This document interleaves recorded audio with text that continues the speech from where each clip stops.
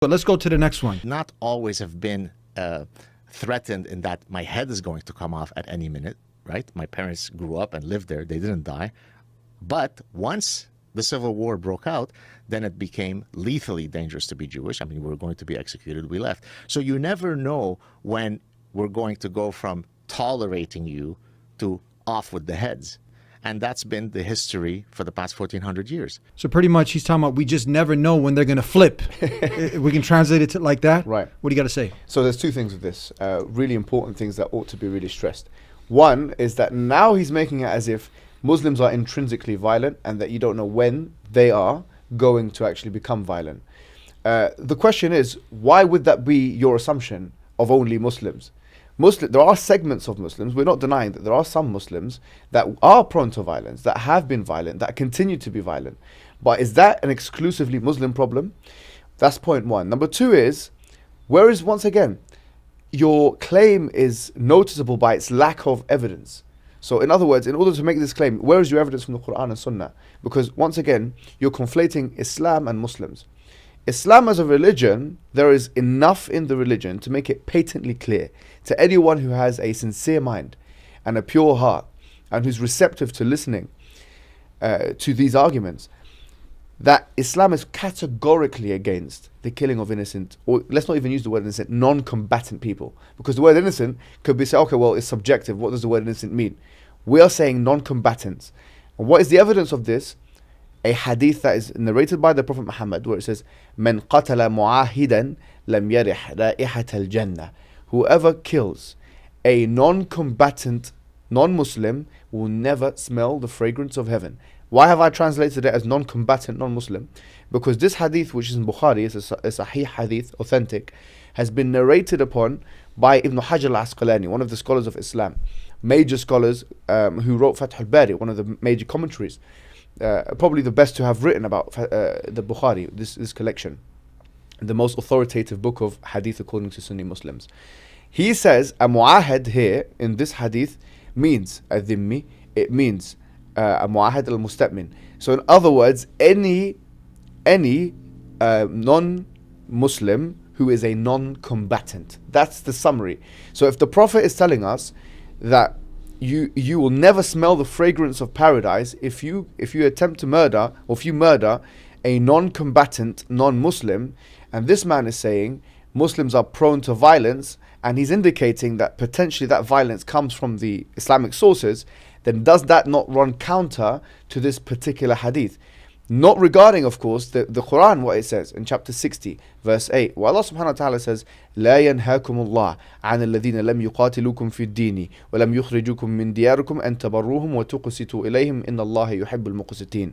That Allah does not forbid you of being nice and kind to those non-believers who do not take you out of your homes or try and kill you. And that certainly Allah loves those who are just.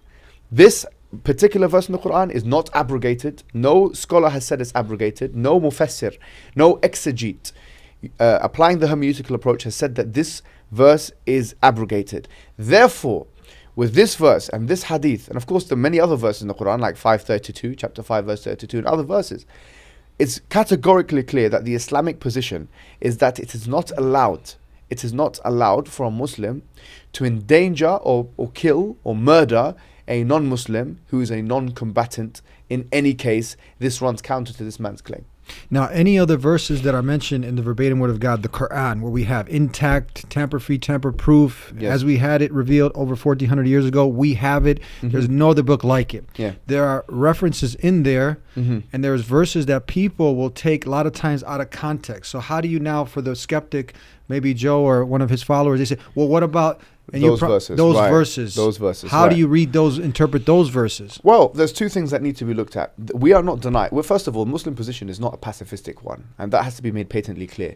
That Islam is not a religion of pacifism. In other words, we do believe that there is a scope, an international scope from an international perspective, an international relations perspective, for defensive, and sometimes historically there have been preemptive excursions, and that's happened. There's been campaigns. We're not saying that didn't happen, and we wouldn't deny that happened. That did happen. That is part of the Islamic corpus. There are verses in the Quran which encourage, in the context of war, for aggression. There is, for example, in chapter 8, verse number 12 and 13, it says, سألقي في قلوب الذين كفروا الرعب فاضربوا فوق الأعناق واضربوا منهم من كل بنان, which is very much parroted by a lot of these Islamophobes, which says that I will put in the hearts of the disbelievers terror, so hit them at the necks and hit them at the fingertips. What is this talking about? It's very, very clear that chapter 8 of the Quran, chapter 9, chapter 4, chapter 2, all those places and those places in the Quran which talk about violence reference the context of war. War, this is combat now. Only combat. And you know what the evidence of this is? And this is something which, unfortunately, and this man is meant to be an Arab, but I don't think he's familiar with these things. I will challenge anyone actually on this, yeah? There is no place in the Quran where the word, where killing is mentioned of someone who's a non-Muslim, without at least the beginning of that particular segment, a reference to qital being made. Now the word qital in Arabic, it necessitates fighting from both sides. It has to have fighting from both sides. Qital means fighting from both sides. Whenever the Quran mentions fighting or killing, it only does so when it's clear that the one who you're fighting is a combatant that is intending to endanger you and endanger your life and endanger your property. Not in the context where that person is a non-combatant. That is clear in the linguistic, what you would call the meter. This is called the meter, the Arabic meter of this particular word, qital. It cannot mean one person murdering another person who is a non-combatant. It necessitates in the Arabic language that there is fighting from both sides. So everywhere in the Quran which talks about fighting only does so in the context of war. And this is absolutely non-controversial, considering that is the foreign policy of almost every, if not every country in the world today. It's absolutely not controversial. But they've made it controversial because they need to stigmatize the other, and today the other is the Muslim.